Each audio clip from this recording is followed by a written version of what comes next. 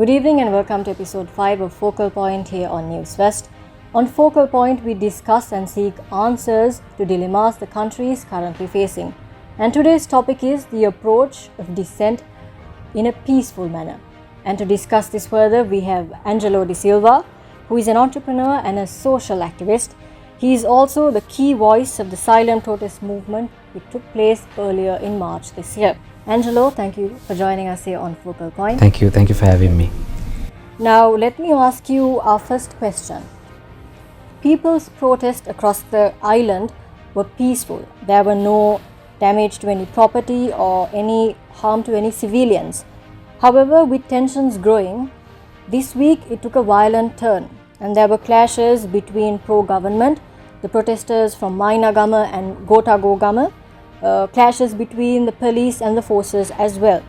And now this led to major property damage, people being severely injured, and a few people lost their lives as well.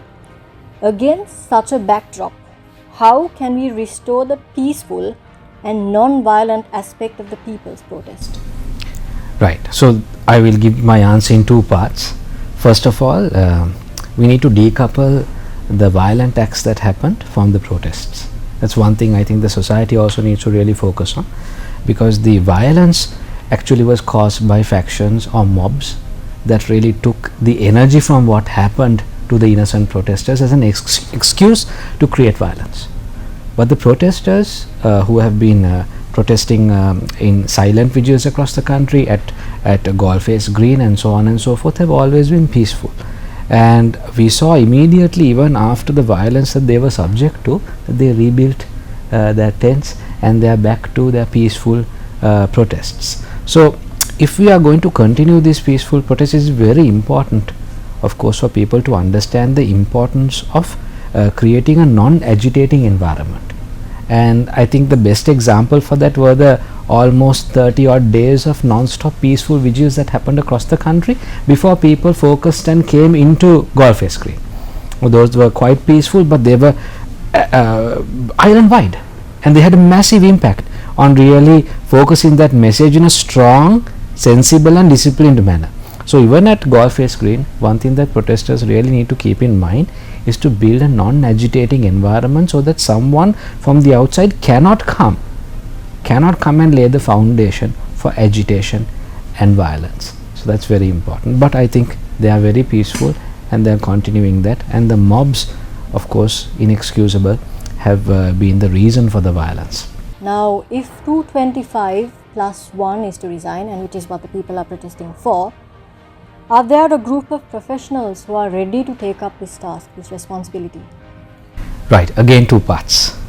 First is the request of the people for the 225 plus 1 to go home is, I believe, a slogan.